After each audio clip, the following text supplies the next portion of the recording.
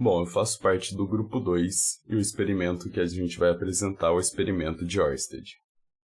Durante a primeira metade do século XIX, a eletricidade e o magnetismo eram fenômenos físicos independentes que até então não apresentavam nenhuma relação. Porém, em 1820, o dinamarquês Hans Christian Ørsted percebeu que a agulha imantada de sua bússola mudava de direção quando próxima de um fio condutor correndo eletricidade. Com isso, Ørsted sabia que a única possibilidade para esse fenômeno ocorrer seria através da presença de um campo magnético que fosse diferente do campo magnético terrestre. Concluiu-se, portanto, que um fio condutor de corrente elétrica apresenta um magnetismo, ou seja, atua como um ímã. Mas e como sua experiência foi feita? Primeiro, coloca-se um fio condutor retilíneo ligado a uma bateria, inicialmente de chave aberta, para que não haja o fluxo de corrente elétrica, e uma bússola com a agulha paralelamente abaixo do fio apontando para o norte. A hora que fecha a chave, vemos que a agulha da bússola irá girar, ocorrendo uma deflexão. Essa deflexão é proporcional à intensidade da corrente elétrica que passa pelo fio.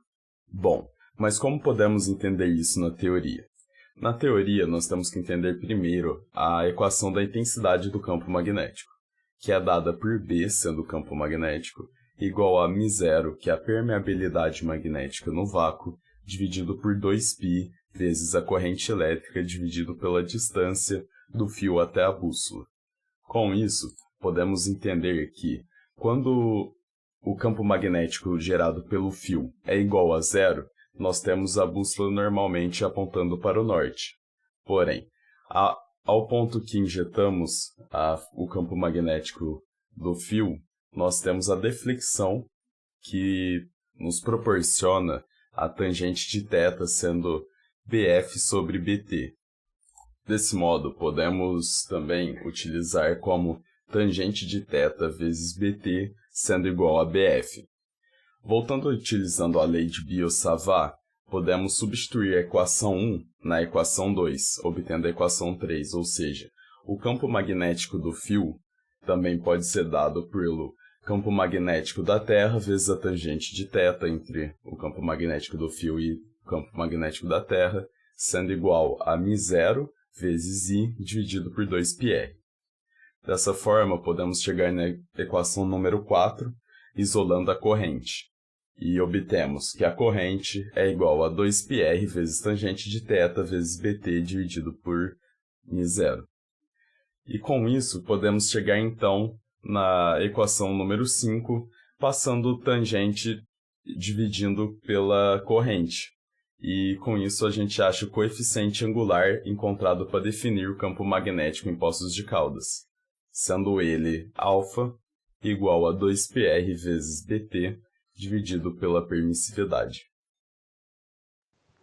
Para o nosso experimento, nós variamos a corrente de 0,1 até 0,5 amperes com a ajuda de um multímetro, em que cada corrente foi possível obter um ângulo de deflexão diferente na bússola.